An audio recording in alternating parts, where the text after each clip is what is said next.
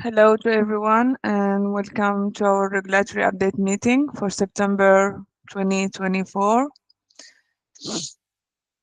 Today we will share with you different regulatory updates in this country: Australia, Hong Kong, Singapore, China, Philippines, and USA.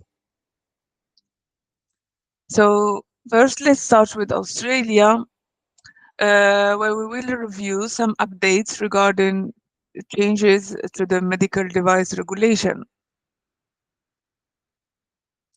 So last June, the TGA updated their article on their website regarding the medical device regulation in Australia and all the new changes. So they detailed that the changes, there were some changes that have been made to the regulation of medical devices containing microbial recombinant or animal substances, software-based medical devices, medical device application audit requirement, and prescription spectacle lenses. So the changes came into effect last June 15 for the software and the prescription spectacle lenses, and the 1st of July for the other two changes: medical device containing microbial recombinant in animal substances and medical device application audit requirements. Let's go through each one and see what we have. So, for medical devices containing microbial recombinants or animal substances, basically from the 1st of July 2024, they do not, the rule 5.5 will no longer apply to these devices. And it is now restricted to medical devices with non-viable tissue or cells or animal origin and derivatives of tissue or cells covered by this above.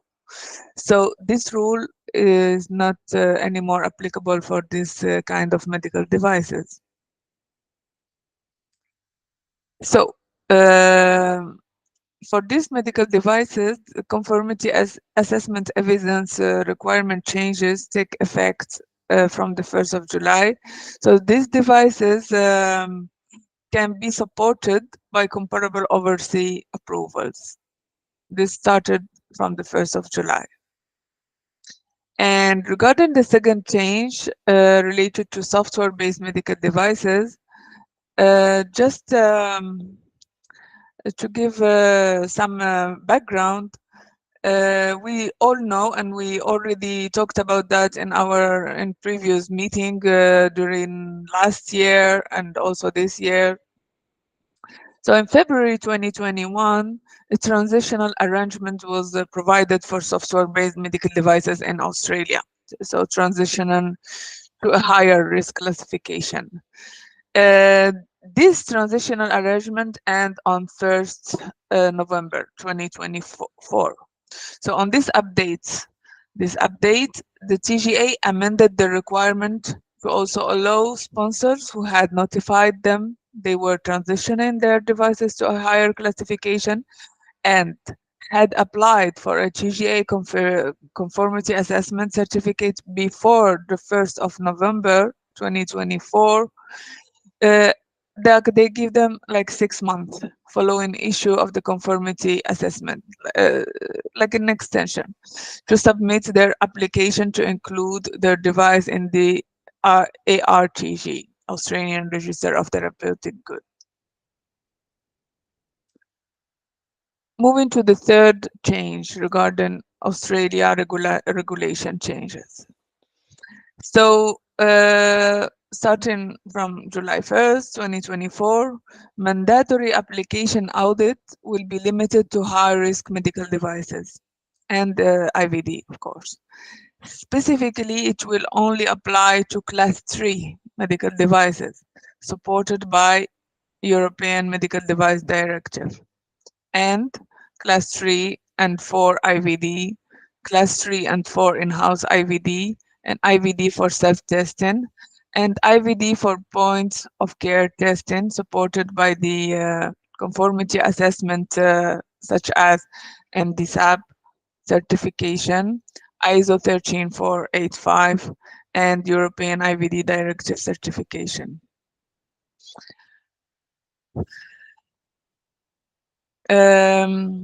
So now the sponsors submitting class 3 inclusion application will need to include the clinical evaluation report, CER, and instruction for use, IFU. This requirement applies to all class 3, as we said, except for those with conformity assessment certificate issued by the TGA. So many changes in the regulation that should be taken into consideration for Australia. The last change is related to prescription spectacle lenses. So starting last June 15, prescription spectacle lenses are now exempt from the requirement for inclusion in the Australia Register of Therapeutic Goods prior to import, export, or supply in Australia. Second country in our today meeting is China. So in China, the update is related to the requirement for radio frequency devices. Here we have two documents that were published by the NMPA. So it is basically an announcement that clarified the requirement for high frequency treatment devices and also like another announcement that clarify give more further details about this requirement, like a kind of interpretation of the first announcement. So what is included in this document and in the interpretation? It stated that starting April 1st, 2026, so in almost 2 years, radio frequency devices, including radio frequency skin therapy devices, will require a medical device registration certificate to be manufactured, imported, or sold in China. So this is not new. This already was announced in 2021 in a notice, and also was announced several times also in 2022. But this announcement right now is to provide clear guidance and timeline with the requirement that will take effect on April 2026. So this gives more clarification about all the requirements.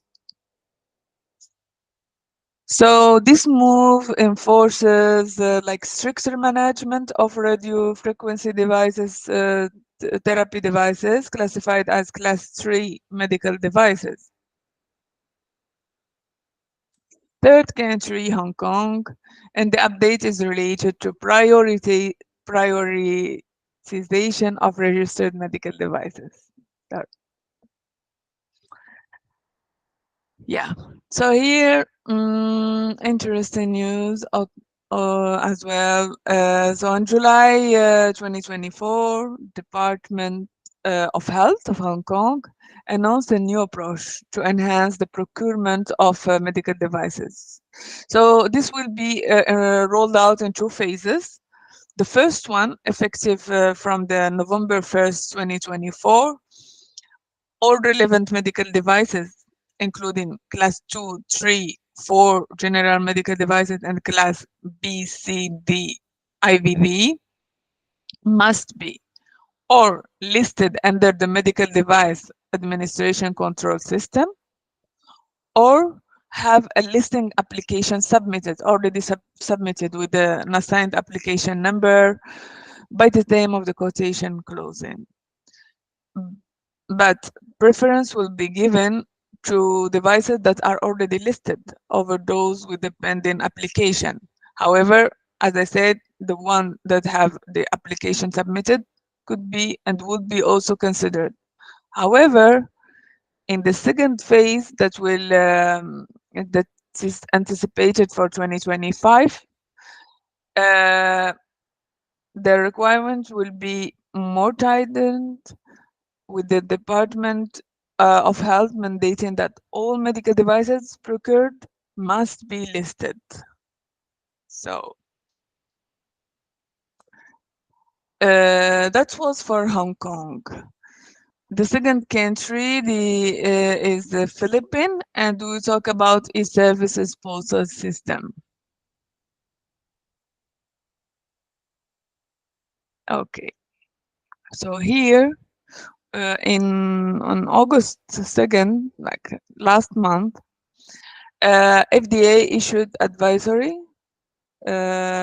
advisory notifying stakeholders and the general public about a pilot.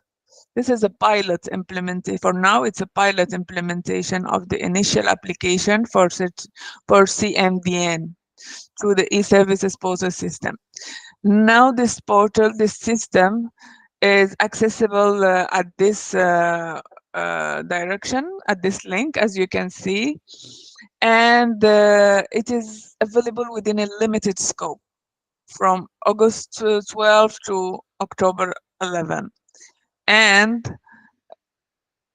it applies specifically to licensed medical device establishment with offices in the National Capital Region and cover all class A medical devices, class B, C, D, not included in the registrable list.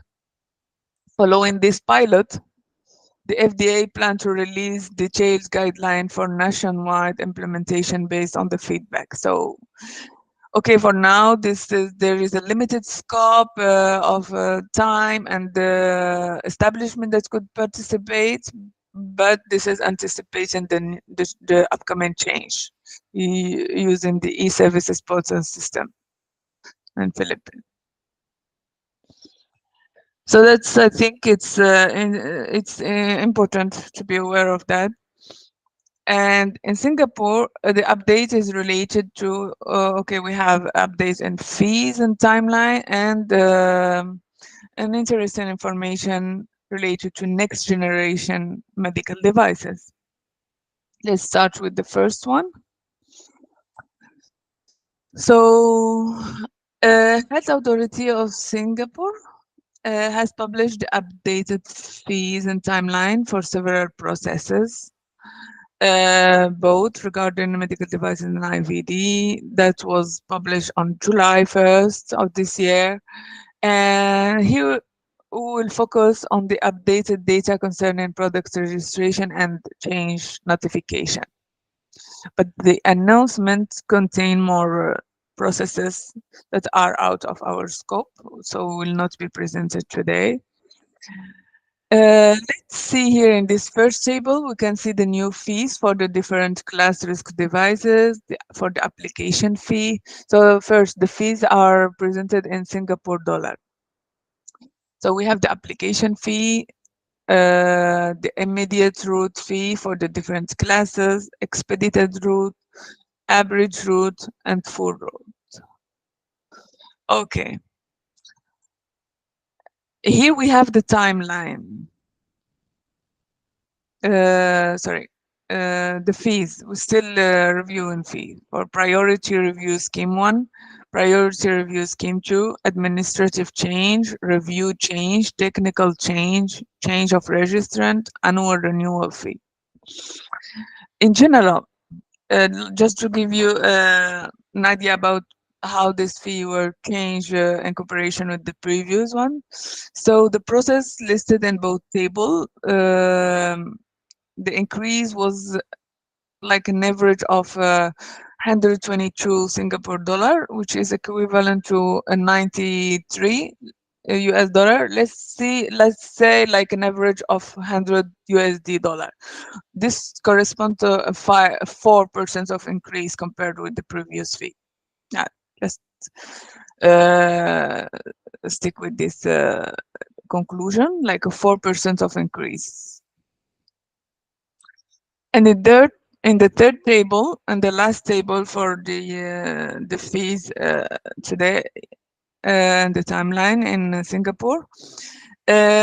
So there is only like after analyzing and reviewing all the timeline and comparing this with all the information that we have from previous year, I think and I believe only the priority reviews was amended, and the timelines go down from 120 days to 104 for Class B, from 165 days to 143 days for Class 3, and from 235 days to 22 days for Class D. So this means an average decrease of 23 working days, which means almost 1 month. So as we said, like we have a fees like an increase of 4%, and the timeline decrease of about a month, which is good. Now, let's talk a little bit about the next generation medical device registration. So just to make it clear from the beginning, this is optional. It is not mandatory, but it could facilitate the process of registration for next if one has a next generation medical device, if it's required, if they would like to if first if it's apply really to the device, and if it's the applicant would like to complete some additional document, which are very easy, as we will see all together here. So this is as I said, this is to facilitate the registration of these next gen medical devices. And so it was announced on June, and it is basically include a new application form related to NextGen that should be completed. But there are some criteria that the NextGen device should meet. Here are the eligibility criteria. So the next-gen generation device must be in Class B, C, or D, um, that are submitted or were submitted under full route. So the general medical device, all models in the application must meet all of the following criteria when compared to the registered device. Same product type, identical validation for biocompatibility, sterilization, and shelf life. And when we say identical validation, as indicated in this note, it means same report version, the same previously submitted to HSA. So they should be identical to the registered device. For IVD, identical formulation and labeled storage condition, identical intended use and indication for use, and identical sample tip type. And the registered device must meet the following criteria: same product owner and registrant as the next generation device, and registered with HASA via abridge or full route. So what happened? So what does it mean? So we have a next generation medical devices, which is like a new version of the device that is already registered with no big change, but like an enhancement. So if these criteria are applicable, so in that case, the registration would be very easy, since we don't have to repeat some tests. That is basically what it consists of. But yes, as we say here, we have how can we enroll? How can we submit this application? So all the documentary submission as per GN 15, plus a new next gen medical device form.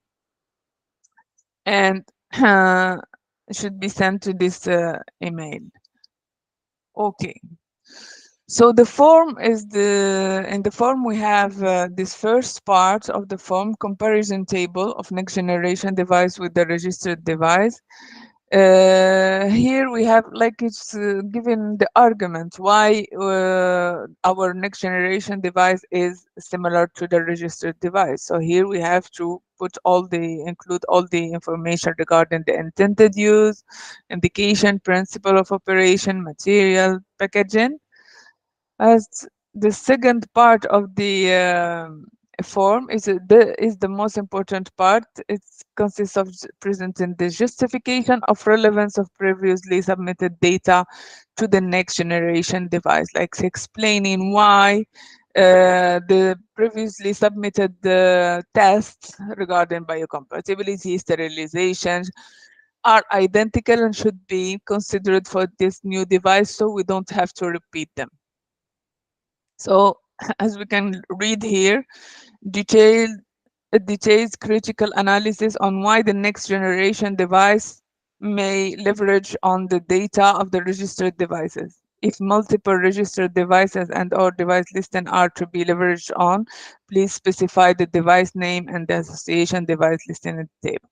So this process is mandatory and is meant to facilitate the process of registration for these next generation devices. It's not a complication. It is a new way, a way that facilitate the registration. Oh, yeah, already in we arrived to our last country for today, USA. So basically, we have new FDA fees. Uh, so on last month, August 1st, 2024, the FDA published a new fee schedule for fiscal year 2025. Fiscal year 2025, it starts on October 1st, 2024 through September 30, 2025. So soon, next month, it will be applicable. The table provided highlight the most significant fees and include comparison between the current application fee for 2024 and the new one. Um, and also we are focusing on the small business, which is in our case, and the average percentage of the increase across all these fees are around 14, like let's say 13.7%. If we calculate it, let's say an average of 14% increase in fees between the 2024 and the 2025 for the small business. And I would like to highlight something here. In our case, since we are a small business, our fees, the fees that are applicable for a small business, are way less than the standard fees, as you can see here. And even with this increase of 14%, still very low in comparison with the standard fee.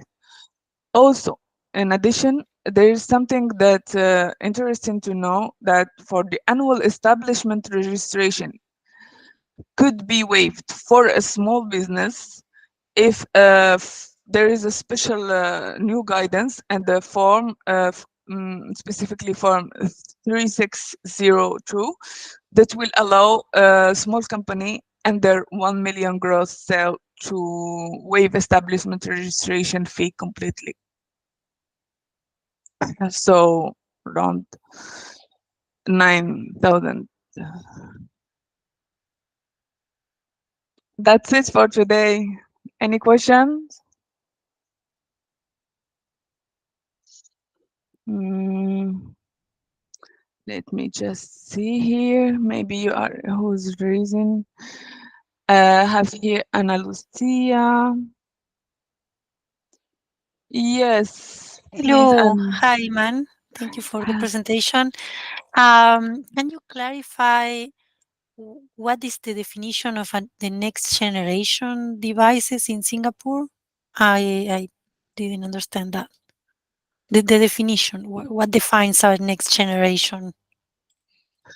Yes, so as I said, the next generation devices are basically devices that had different, like let's say, changes to enhance the product, but they share similar characteristics and the data with the registered device. But uh, these changes that are applied is like an enhancement and does not um, are not considered as the changes as we know, so they cannot be registered as change notification. These are kind of special changes like enhancement, Yes. not a big change. It- um, So it's a new medical device with a significant change to one that is already registered.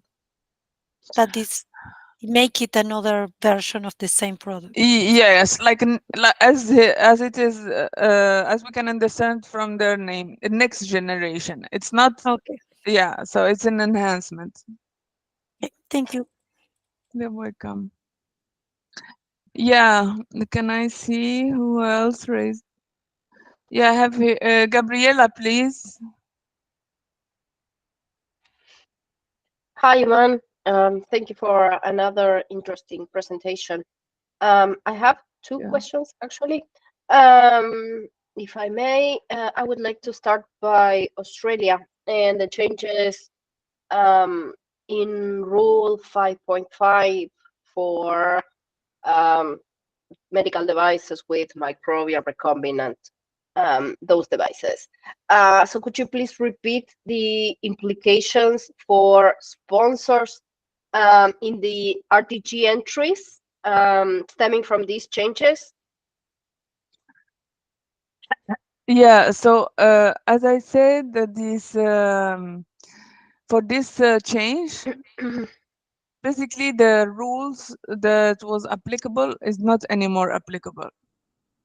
If we want to, it's not anymore. What does it mean? Like it means that sponsors must reclassify their device, and so in a reclassification application must be sent before July 2026 for this all the devices that are affected. So as I said, the rule is not anymore applicable, so they are obliged, they have to submit a reclassification application if they are affected. Okay. So it's big change. Mm-hmm. Yeah, indeed. And I have another one for China. Um, I understood that radio frequency products were up classified to class 3 as from, I don't know, 12, 14 months in the future. So is there a transition or what should be done if I already have a radio frequency device but registered as class 2? Yeah, yes. So they can, as I understood from their announcement, they can still operating under their expiration, and they can also, if they expire before the applicable date of this change, like April 2026. If they expire before this date, they have the right to submit an extension until Okay. this date. So they could have an extension until March 31st, like say, like until the last day before the applicability of this change, until March 2033, sorry, 31st of of 2026. So yes, if they are already registered as class 2, they can still operate in under their expiration, and in addition they can extend their certificate until these dates take effect. Okay. All right. That's clear. Thank you very much. Thank you. Uh, okay. Yes, Mickey, please go ahead. Hi, man. Thank you very Hello, much for this presentation. you're welcome. Uh, I have a question regarding Australia. Um, is there any news regarding the expected new pathway for class 3 application for inclusion using MDSAP and 15K evidence? No, no, no, there is nothing published yet. Yes, it is expected, but nothing has been drafted yet. Okay, thank you. You're welcome. Okay.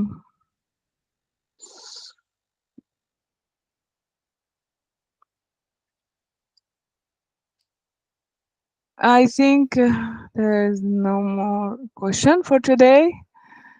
Thank you so much for joining us for this meeting, and I hope to see all of you in our next meeting, October, and hope you enjoy it and you learned a lot about this latest and important regulatory update in all this country. Thank you so much, and have a good day, evening. Hope to see you soon. Bye. Bye. Thank Thank you. you. Bye bye. Bye.